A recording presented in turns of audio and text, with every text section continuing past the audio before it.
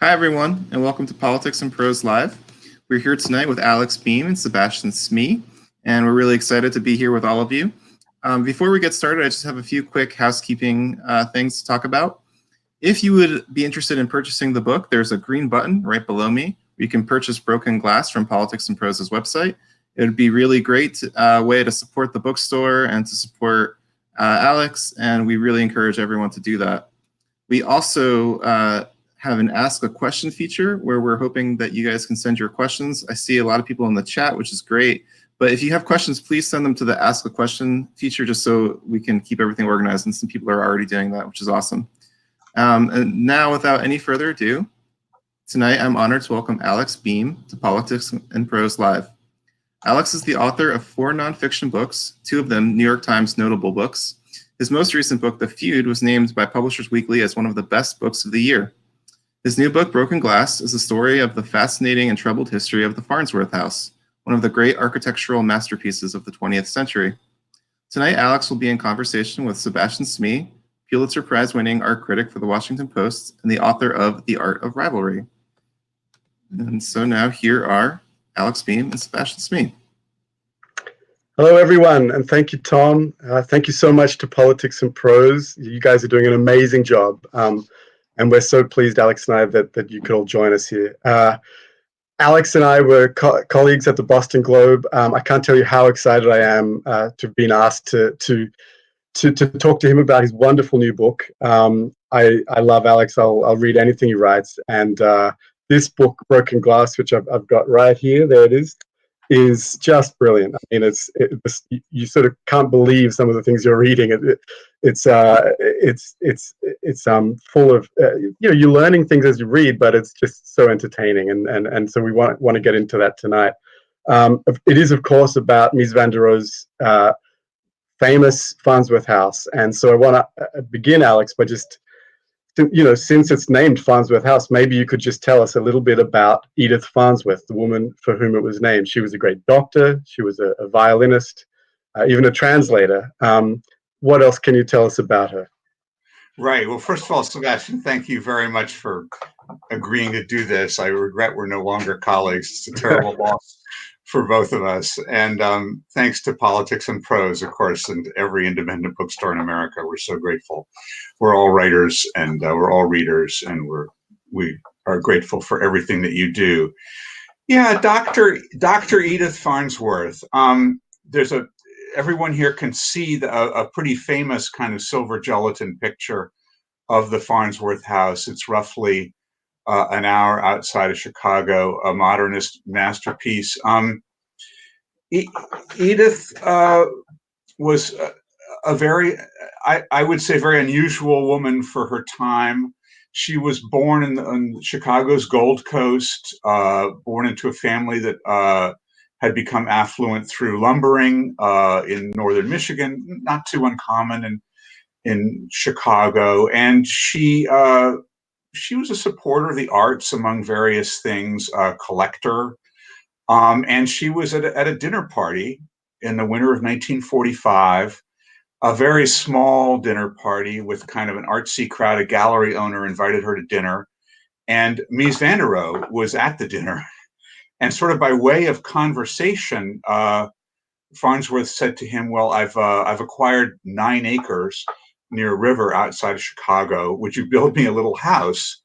And that sort of, not directly answering your question, but at the time that she popped that question, she had never been married. She probably was never intending to be married. She was a staff physician at a hospital that no longer exists called Passavant, a typical sort of Chicago, good Chicago hospital where, back then and now hospitals are divided good and bad, people like her were treated there. She was, of all things, a pretty successful research physician in a field that wasn't yet called nephritis, kidney research. And incredibly, even by 1945, she was herself in her early to mid 40s, 45 at that time. She had begun writing poetry, and your question anticipates that when she eventually left medicine, and when she eventually left Chicago, God, God would be so generous that we could all have third acts in our lives. But she became a relatively prominent translator of modern Italian poetry. Some said the best translator into English of Eugenio Montale, whom she got to know, right? Yes, and definitely. I mean, definitely. There's a man named Jonathan Galassi who might contest that she was the best translator, but she was the first translator in America, which was very interesting. She had this incredible sort of feel for literary types and artists, and of course, I mean, and for Mies van der Rohe. Yeah. So what motivated her to agree? Why did she agree to having Mies design her house? I mean, what was going on there? Because at first she was just expecting someone in his office, some junior person in his office to design it, right? Yeah, it's an interesting sort of line between the dinner party and how the house gets designed. Yeah, I mean, it was a social event, and she said there must be some young guy. The way I guess I would say, probably hoping to get it cheaply, but it turned out, I mean, to sort of cut to the chase, I think Mies had always wanted this kind of commission, maybe even this particular commission. He clearly had an idea for a simple sort of glass and steel villa, and when he heard about it, he was personally intrigued. We don't want to leave out the fact that Mies was a lover of women. He was a lover of intelligent, attractive, single women. His artist girlfriend wasn't with him at that particular dinner party. Laura Marx, his longtime collaborator, was a woman who was still back in Germany. He had essentially left her behind. So Edith Farnsworth was precisely the kind of woman to whom he was attracted. So in a sense, he didn't exactly farm it out to somebody in his firm. He thought, and they began this crazy dance of driving out to Plano, visiting the property, having picnics on the property. We don't have a picture here, but the book has these pictures of young architects with Mies. They're all drinking champagne, drinking wine, picnic baskets by the Fox River, et cetera, et cetera. And so, there was a falling out, as in all the best stories, right? And a court case even. I noticed that in the acknowledgements, you thank Edward Windhorst, who co-authored the main biography of Mies van der Rohe. How did you come to meet him? And is it true that you really carted the 3,800 pages of the trial transcript from his apartment to the local copy shop? You can tell you're a real writer because you've read the most important part of the book, the acknowledgements, right, where all the secrets are not hidden. They're just like, who actually wrote this book? Ed Windhorst, who's probably not with us this evening. I mean, meaning he's probably not watching us. Is the co-author of the second edition of Mies van der Rohe's biography, published by the University of Chicago Press in 2012. He himself is an architect. He speaks German, and he's actually directly responsible for some key breakthroughs in sort of what you'd call the Farnsworth case. I mean, I guess to be totally vain, I am also responsible for some key breakthroughs in the Farnsworth case. Although in my case, it's more relating to her life in Italy, her life as a poet, and her life as a doctor. But it was Windhorst and the sort of the Chicago gang of Miesians that found these 4,000 pages, this incredible transcript of this vituperative court case, which was actually called Van der Rohe v. Farnsworth, because Mies stupidly initiated a court case against his own client after they had these terrible disagreements about what the house should cost, what the house should have cost, and after their kind of brief romance and infatuation ended. on acting on extremely bad advice, Mies sued Farnsworth, and for decades, I mean, in America, this happens all the time. Especially, this was not a federal case; this was a county case. These transcripts just wander out. Nobody really cares about preserving them. And Ed Windhorse found the 4,000 pages. It was actually at the Sonnenschein law firm, which is still a pretty prominent law firm in Chicago. And I don't know. I signed a bunch of stuff. I have no idea what I signed. I mean, I think what could possibly befall me now? But right. I mean, as long as we're speaking privately, I've made a good faith effort that, to be blunt, has been successful. I've put those 4,000 pages, which are just replete with incredible architecture, Mies van der Rohe being deposed over days, et cetera, I've put those in the public domain. Oh, fantastic. And they're available at the Newberry Library in Chicago, and they're also available at the Museum of Modern Art's Mies van der Rohe archive.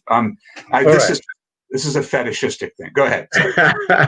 Well, I've leapt ahead there, but that's great that we all know that it ended in this spectacular court case. But let's go back to the house itself. I think it's important, for people to, many people, of course, will know, but I learned so much, and I wonder if you can you've been to the house, you write so beautifully about it, and I must say what I really admired, Alex, was just how kind of even-handed you are. You're so appreciative of the house, the aesthetic. You're appreciative of the personalities, both Farnsworth and Mies, and you're very honest about the things that went wrong. But give us a sense, if you can, of why this house is considered so important in the history of modernist architecture. Well, it is. There's so many cliches. I hope I didn't miss any cliches in the book. But I mean, it's oddly. I mean, Mies's grandson, who's living, a very accomplished architect named Dirk Lohan, wrote an essay about the house for a Japanese publication. And it is very Japanese. I don't. Again, I'm looking at the picture. I don't know if our audience can pick that up, but it's extremely simple. It is really merely glass and steel construction beams blasted, sanded down and blasted with white paint. It is sort of the house of no house. I mean, it is unbelievably simple. It is essentially travertine marble, plate glass, and girders. The whole livingness of it is sort of reduced to a tiny kind of living module that you can't see in that picture, because clearly it wasn't that important to me. So, I mean, I think I'm kind of wandering into your territory here, maybe even deliberately, but I think Mies had this idea to create sort of a simple but elegant work of art in building this house. I think that was maybe one of his primary impulses. Right. I mean, what do you sort of notice? I mean, one of the things about modernist architecture is, that you always hear, of course, as well as, less is more, which he coined, of course, but this blurring of the distinction between inside and outside.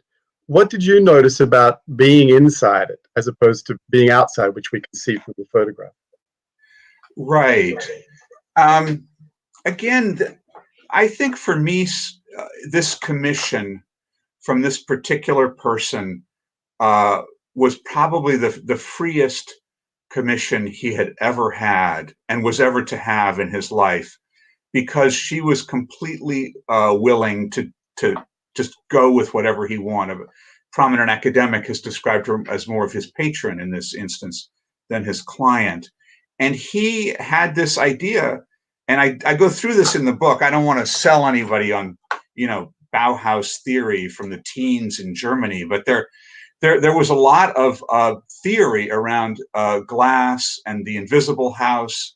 Mies's library is at the University of Illinois, and there's a book called the Room as Membrane. This idea of a transparent architecture was sort of in the water pre-Bauhaus, even in Germany, and here, as I describe in the book, he and his young colleagues and Dr. Farnsworth are at the site, wandering around this gorgeous meadow that's next to a river. And Mies is saying, what we need to do is let the outside in. This piece of architecture, in a way, needs to be not about architecture, but it needs to be about the site itself. And I've actually given this a little bit of thought since I wrote the book, which is, of course, when all serious things. So.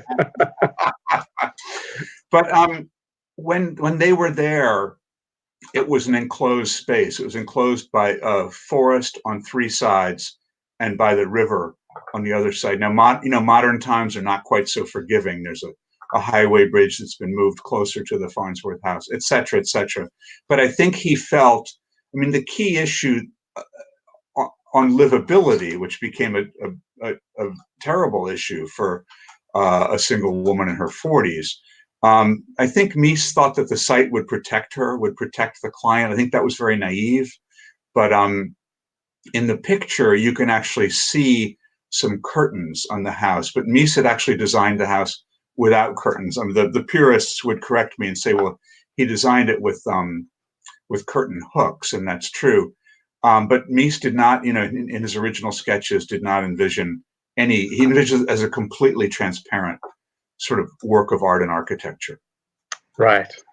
And so that, in a way, was the kind of ideal or the sort of notion of perfection that he was driving at. But it's funny, the idea of perfection, even when it's beautifully realized, usually collides, with messy reality, and you've already alluded to that. But it's that collision, I suppose, that in many ways is the subject of the book, at least as I read it.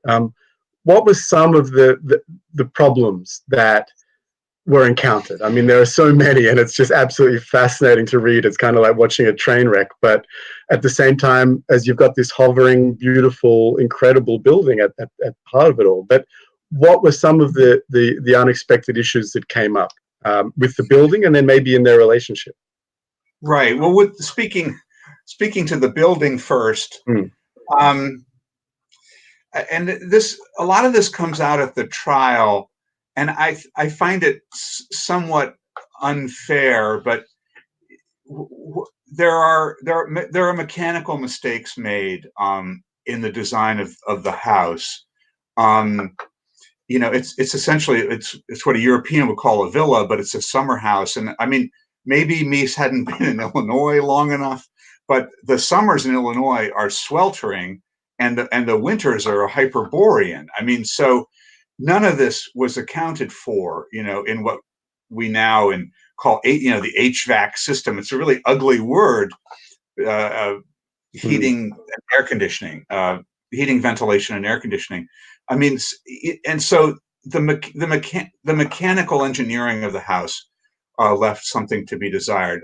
When she came there in the winter, she could never get it to heat up. When they used the heat, as you know, because you read the book, this weird film of fuel oil, a dark film would start, kind of dripping down this beautiful glass. That's a real bummer for a glass house, right? That's not what you want. Yeah, for a glass house. I'm building to a crescendo here, but there was originally no air conditioning. Air conditioning was sort of only just coming in. The fans didn't work well. I think at the trial it was inaccurately reported that there were no windows. That's not exactly true. But this whole, Mies was probably sort of carried away with the artistic nature of the endeavor. And it's weird because he had built apartment buildings, so he certainly knew people, contractors who understood mechanical engineering and questions like that. I'm building the relationship you can ask about separately. Yeah. The incredible thing about the house that's in the book, and is unfortunately all too timely, is that Mies was actually pretty cavalier about. He did elevate it, and you describe it as a hovering house, which is accurate. It's 5 feet 4 inches above the ground, because he knew that he had built on a floodplain, which maybe wasn't all that great an idea next to a river. And basically within the first year of her occupancy, there was one of these 100-year rainstorms, and there started the this water started pouring in from the roof. And this is a new house. This is unthinkable. It's like a suburban nightmare. And it came out at trial. I mean, really embarrassing. A man who had a great future in architect, Myron Goldsmith, had said, well, I didn't really know much about the proper setting of the rubber substance that's where the gravel met the edge of the roof. So, I mean, this came up at trial where they actually took the jury to the house and had them climb up on the roof and see these pools of water, et cetera, et cetera. I mean, it's kind of a commonplace, that Frank Lloyd Wright's buildings, the roof all leak. I mean, blah, blah, blah. I mean, in this case, however, it was a piece of modern architecture where the roof did leak. I wanted to, at the risk of boring you, fast forward. I mean, unfortunately, the house as we speak is close to being underwater now. This flooding problem has never stopped. I write about this at some length in the book. Mies probably picked the wrong site for this house. I mean, literally right now, the waters are up to the floor level. It's an incredible nightmare. Wow, and there was an issue with mosquitoes and so on as well, right? I mean, because it is so swampy. Yes, no. David Dunlap, who's a famous architectural writer, did a piece for the New York Times. His dad had actually worked on the screens. His dad was a colleague of Mies van der Rohe's, and David noticed that there's still plenty of mosquitoes there. It was just, I mean, yeah. Again, Dr. Farnsworth herself suggested maybe we could move the house a little further from the river, but she wasn't the architectural genius in the relationship. Right. So, I mean, it took a long time as well, and there was that. There was the fact that it took quite a few years, which was a lot longer than she wanted. And then there was this ongoing problem of the cost. Can you tell us a little bit about that? Yeah, I mean, actually, I was going to ask, could Tom show us this beautiful color? There's a watercolor that we have. Yes, there. If we could get that a little bit larger. And I know people. Oh, thank you. I know people have to leave. I mean, there's a kind of a weird irony here. Oops. That's gone. Never mind. Oh, there it is again. Great. The client and architect meet in 1945. This watercolor is actually Mies's only work product for about 3 or 4 years. It's an utterly beautiful rendering of the house as viewed from the river. Those trees basically aren't there anymore. Anyway, that's okay. I don't want to make a technical problem here. There were various reasons the house didn't get built. The Korean War had started. Steel was in short supply. Mies was doing something else. In any case, when they did start building it in late =49, which was basically 4 years after they had met. And I've also I've kind of, since writing the book, I've come to realize that, when they first met, it was a viable idea. I think I've even approached architects and said, can you build me a really inexpensive house? And they tossed around the idea of a $20,000 house.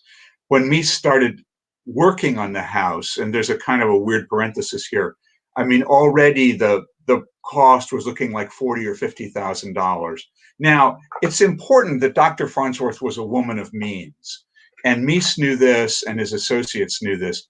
Another weird price point, I'm just going to throw this in here, is that there's a whole chapter in this book, a crazy chapter, where Philip Johnson, the famous sort of scoundrel who's had a wonderful biography just published about him, basically takes the design of the Farnsworth House, goes to New Canaan, Connecticut, and builds the glass house, as he calls it. He builds the Farnsworth House 2 years before Mies actually manages to build the house in Illinois. But Johnson and Mies are pretty close friends at the time. And so Mies sends him a letter saying, how much did it cost you to build? And Johnson says, $60,000. And this is received in Chicago. Holy cow. We've been telling the client 40, 45. Now it's 60. And so there's some of this in the book, these letters, these démarches. Mies and Edith are not dating anymore, shall we say. And so the tone of their correspondence and their exchanges, they're speaking through third parties, et cetera, et cetera. Things become rather tense. And as the price goes up to $67,000, Farnsworth says, forget it. I'm not paying you another penny, which means, oddly, Mies wanted to deliver all his famous furniture from the Barcelona furniture, and she refused to take it because she wasn't going to pay for it. Ultimately, Mies had the house on his books as a $15,000 receivable, meaning he felt he was owed $15,000 by the client, and that's what prompted the crazy lawsuit. Right. Oh, it's an amazing saga, and yeah, the Johnson stuff and the connection with the Glass House is absolutely fascinating. I mean, the Glass House is so famous, but I think people often forget how completely, based on Mies Farnsworth House it really was.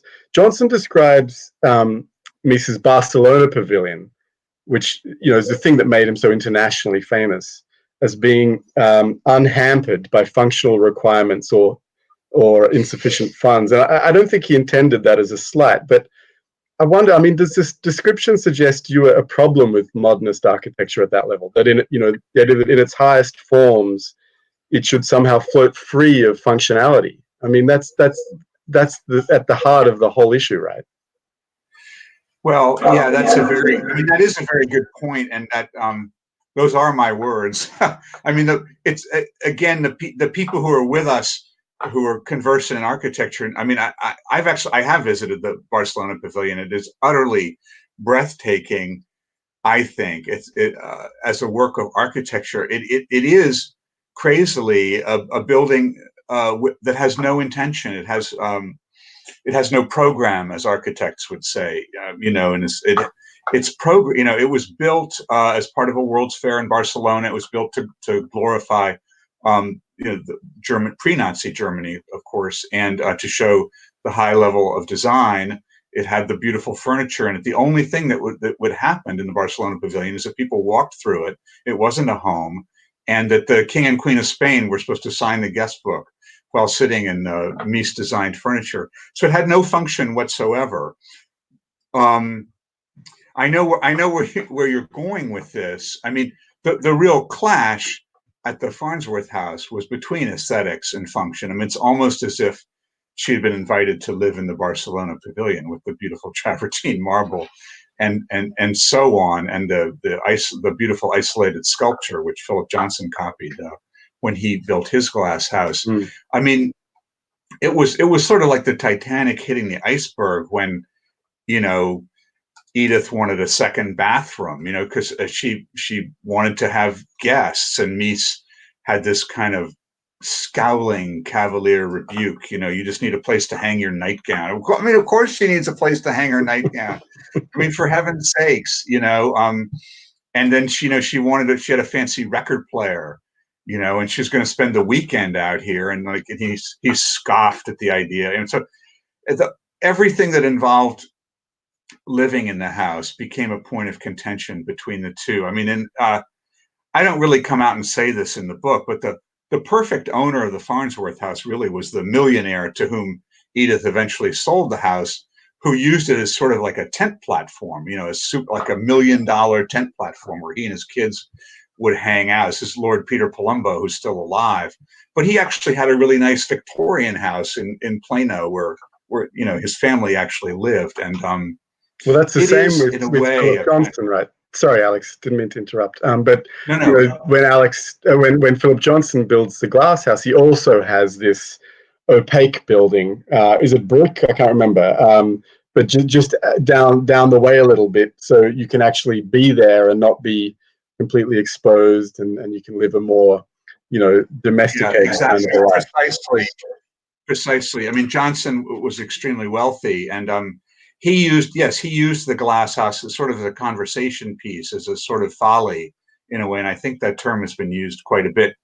And he had the sumptuous bedroom, etc., the Soames bedroom in an adjacent dwelling where he did his entertaining, etc. I mean, I don't even know if it's in my book, but oddly, the first night Johnson spent in his own glass house, he was actually terrified. Because of the lighting. The lighting created like really strange shadows at night. And he eventually had to call in a lighting designer to like place lights outside of the house so he wouldn't be quite so frightened. I mean, if that's a man in 1948, I mean, think of, obviously we don't want to get genderized here, but I mean, Dr. Farnsworth's alone, with these same spooky shadows, and Mies, there was no lighting at all, no exterior lighting. That wasn't Mies's thing. Yeah, you talk a little bit about the neighbors as well. Remind me, about her relationship with people nearby. Well, there's sort of two things to say. I mean, oddly, there were sort of, it was sort of a posh place, of all things. I mean, meaning it doesn't sound like it, because there was a factory there that made industrial reapers, etc. But Edith actually bought her acreage from Colonel McCormick, one of the mega rich Chicago McCormicks, and it was the part of it's southwest of Chicago. Other well-to-do Chicago people had second homes there. So she had some sort of Gold Coast pals whom she interacted with. But to be fair, I mean, Edith was this person of many parts. And interestingly, I was able to track down and speak with a lot of the local children who got to know Edith, because Edith taught them violin and French. We both neglected to mention that in an earlier moment in her life, Edith was thinking of becoming a professional violinist. She studied in Italy. She was for 2 really years. good, wasn't she? Yeah. And she taught violin. Apparently, she was quite good. Yeah. And she taught local children, and the Farnsworth House itself, which is now owned by the National Trust, has tape recorded some interviews. I tape recorded some interviews. Anyway, they were kind of fascinating.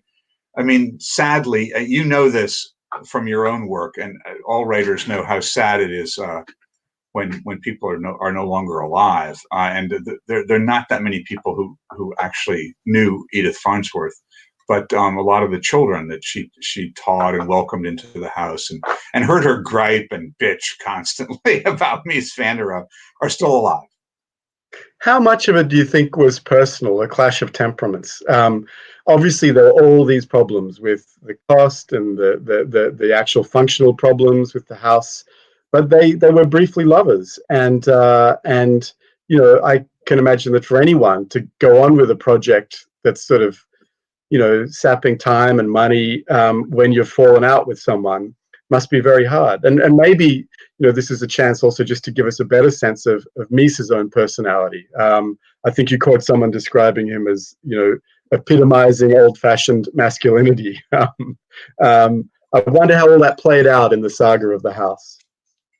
Yeah. I know one of my editors is actually listening to this, but a different editor tried to cut out. I sort of described him as collar. He was a very handsome man, and very attractive to women and to men both. I'm so embarrassed. I hope because I'm not coming up with the name of his German collaborator, but I mean, he had this. He had been married. Okay, right. He married a well-to-do, and he had married. He had 3 daughters. He abandoned his wife. He abandoned his daughters. It's quite shocking. He abandoned his female colleague of long standing. It's a very, when he left Germany in 1938, a very complicated story. To say that he was a refugee from Nazism isn't 100% true. But in any case, he left, and then he was with Laura Marx. He had a lot of these brilliant girlfriends, and I do devote some of the book, not an excessive amount. Farnsworth was a genuine intellectual, and Mies. I mean, they're reading like Roman Catholic theology, and they're reading this book that's in the shelf behind me, Schrodinger's book on life, which is freaking incomprehensible. Although I know you're reading it, Sebastian. No, definitely not. Erwin Schrödinger. I mean, it was like a bestseller for, I don't know, people who wanted other people to think they were smart or something. But it's about the life of the cell or something. I mean, and they were talking about this stuff, so they clearly had.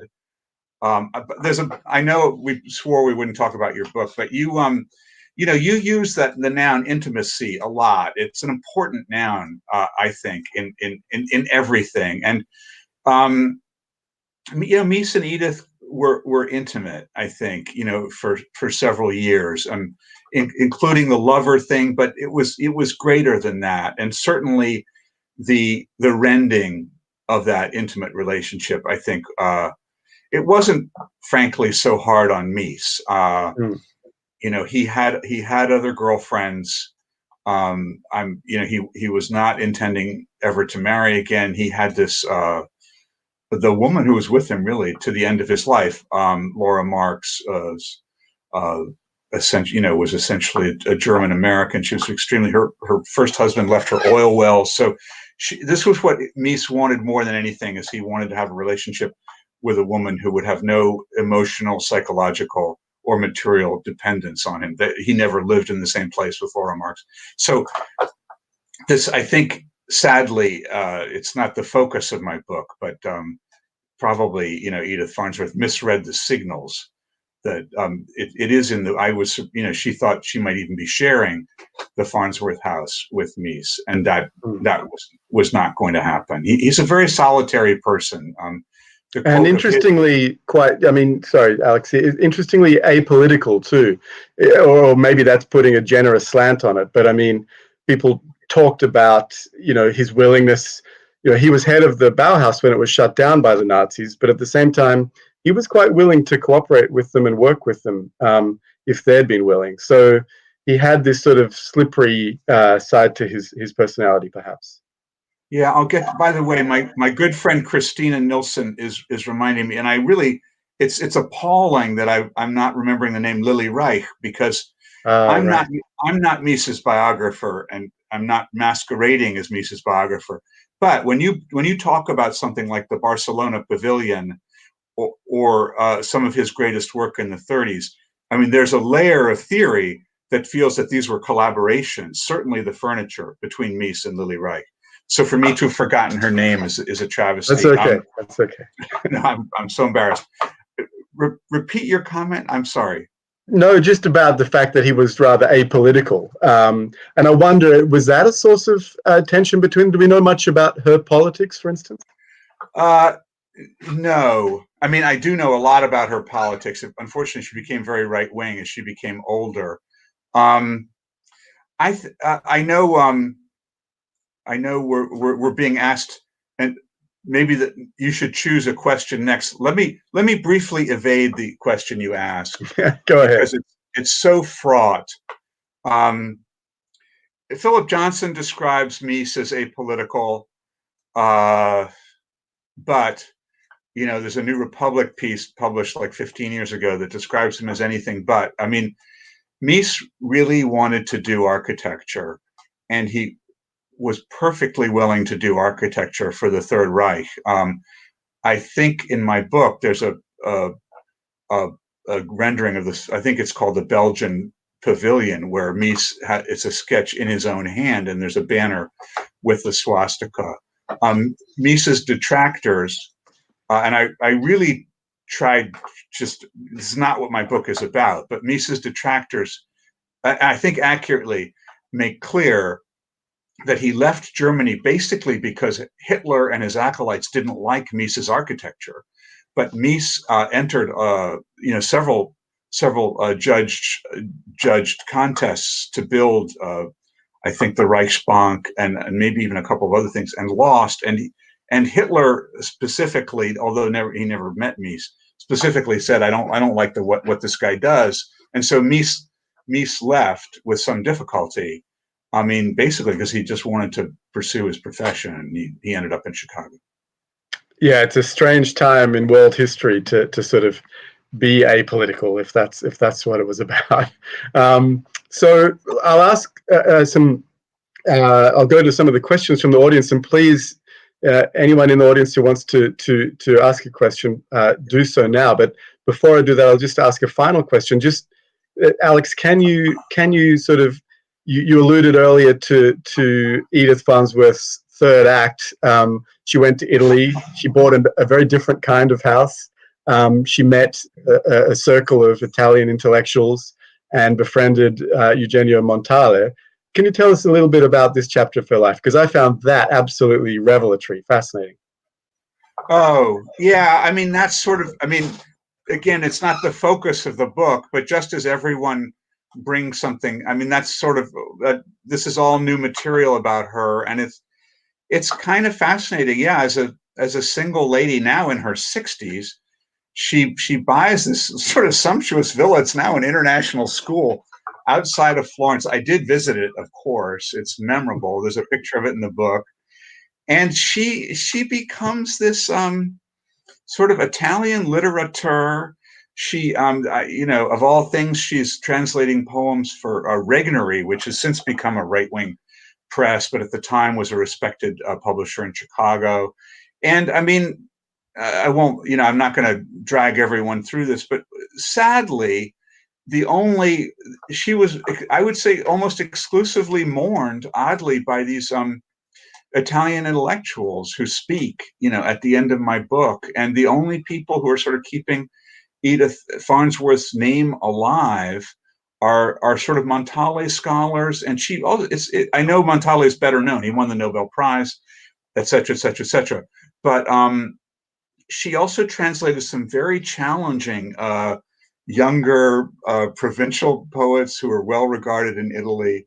So it's an interesting and strange story. There was one last thing I wanted to say about her sort of Italian sojourn, and it has flown out of my mind. But that's all right. Case, but I mean, it's fascinating that all that comes on top of her being a top rank violinist who could have been a concert violinist, and a doctor of such standing with her research and so on that, she could have won a Nobel Prize herself. I mean, she was really a pretty high achieving person. She was. I know that the thought that had fled my is right. That, the thought that had fled me was that she was truly an interesting person of many accomplishments. But when I was in Chicago beginning this book, the Miesians just hate her. They just hate her. And they say, oh, you should check into how she lost her job at Passivant and all that violin stuff. It's all fake. She couldn't play the violin. And, so it's too bad, because the Miesians who worship the work, they worship the master. To her, she's really just a strumpet who got her name attached to a masterpiece of modern architecture. Well, you've shown that that's absolutely, couldn't be further from the truth, which is extraordinary. Yeah, I'm going to click on this. I'm clicking on this ask a question thing here. So thank you everyone for these questions, and please keep them coming. What have I got here? Okay, is this a bad place to start? Not a question, but a comment. No, here we go. Interesting comments about an experience living in Lafayette Park, an urban renewal development designed by Mies in the mid-50s. He brought the outside in very successfully. It was thrilling to live in the house. Well, that's thank you, Barbara, for that. I mean, that's fascinating, and it sort of connects with what I was also going to ask about what he went on to do with Farnsworth House under his belt, what it inspired.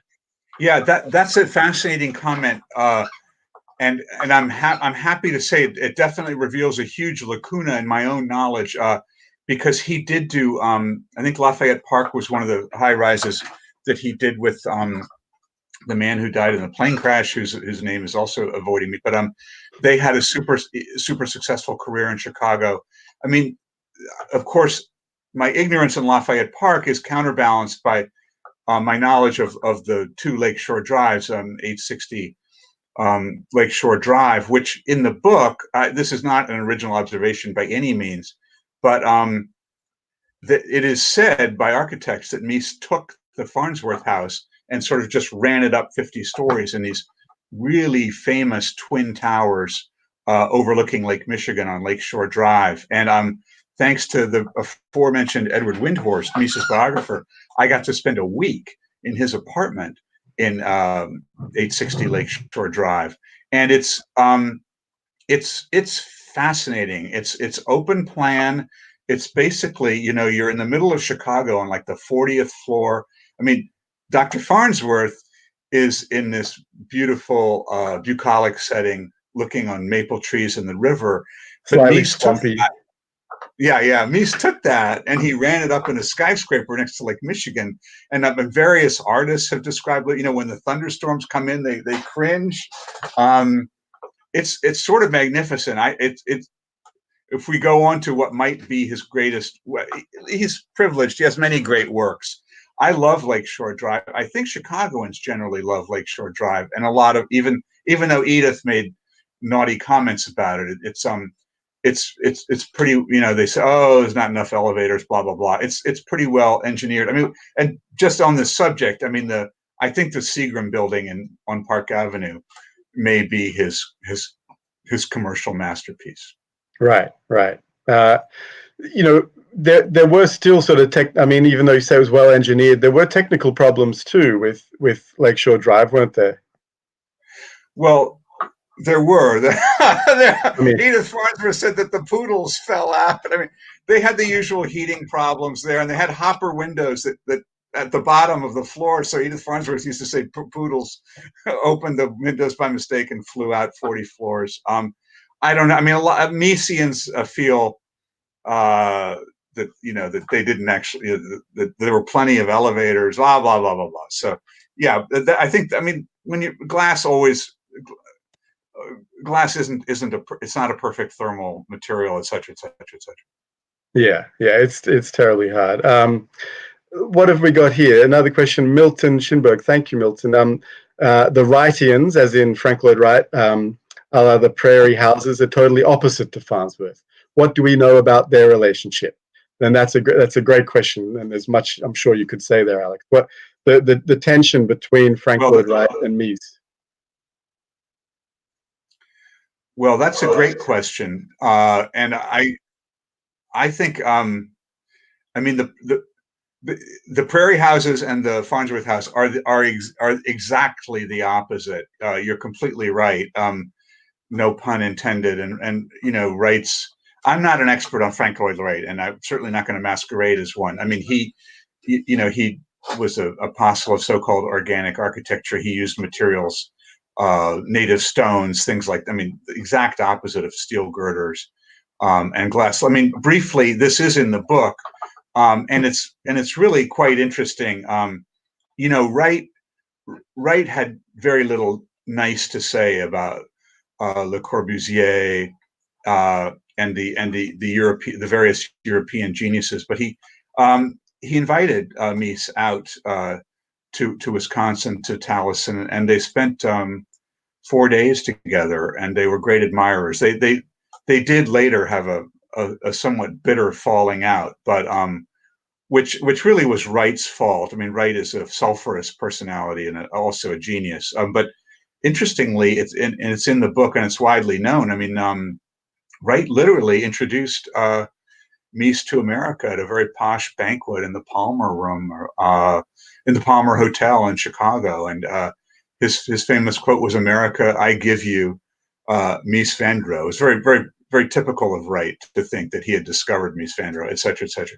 But he was a fan, even though their work literally had nothing in common. And then Wright got a big bee in his bonnet in the 50s about, he felt the notion of the open plan had been stolen by the European modernists from him, which I don't happen to think is true. It's certainly arguable. And then there's a whole chapter in my book where Mies and Wright are used as pawns in some ridiculous debate about what real American architecture is, and the fact that Mies was not from America, etc. I mean, it rings all too true to what we hear today about what's really American versus what's not. But it became a stick that was used to beat Mies over the head and valorize Wright. But Wright's work is so excellent, it doesn't need valorization, and Mies's work speaks for itself. Mm-hmm.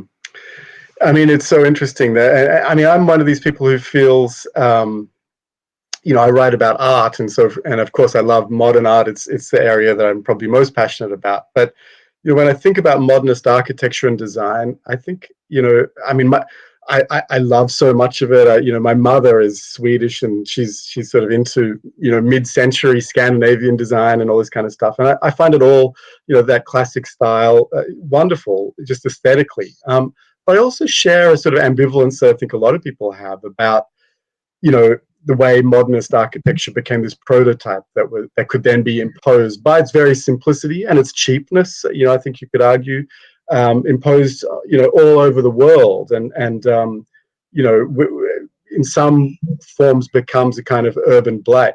And it's interesting, always, isn't it, to sort of think about these examples of modernist excellence by the likes of Mies, absolute brilliance, you know, and how they sort of fan out into what can sort of oppress us aesthetically as awful sort of mediocrity.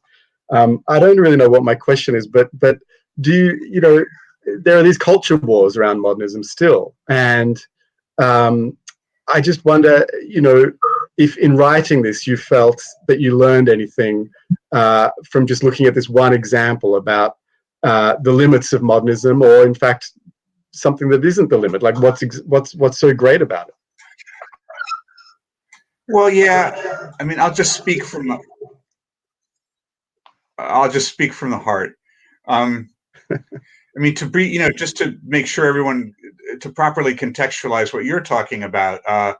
You know, Tom Wolfe, you know, Right. a lot of people know the 6th Avenue, where I actually worked in the McGraw-Hill building, looks exactly like the Time Life building next door, looks exactly like the CBS building, and not exactly, but I mean, there's this, and Wolfe mocked Mies van der Rohe, ROW, and everyone, you know, I don't mean everyone, but people with a modicum of architectural understanding know that, you know, all of Mies's associates went to work for Skidmore. It's called Three Blind Mies, not Three Blind Mice, Three Blind Mies, and they just, because they kind of were Xeroxing these tall modernist buildings, which Lakeshore Drive does not feel that way. It doesn't sit that way on the site. It doesn't feel that way it doesn't feel like a carbon copy of anything. To direct, I know, and I think, again, it's not the editor who's on this call, but I actually addressed in one of the original versions of the book, I like modernism. You know, I would live in the Farnsworth House.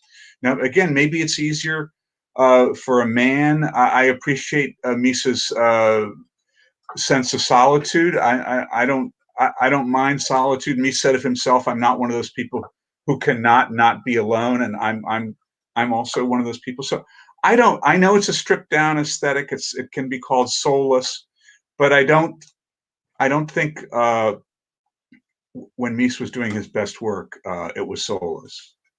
Right. Apologize. I just lost the connection there for a minute, but I'm back. But there are some more questions here, which is great. It's 6:55, so we'll just take a couple more. Someone, hang on, let's see here. Do you think, asks Sam, hello Sam, the best editor in the world, Sam Nicholson. Oh, that's the guy. We both know Sam. Absolutely. Do you think, Sam, there's been a reconsideration of the legacy of the Mies-Farnsworth debate, and in general the debate between function and aesthetics in architecture in the past few decades? What side does the art and architecture establishment, such as it is, tend to fall on these days? I feel like I was too busy running my mouth. What was the first part of the question?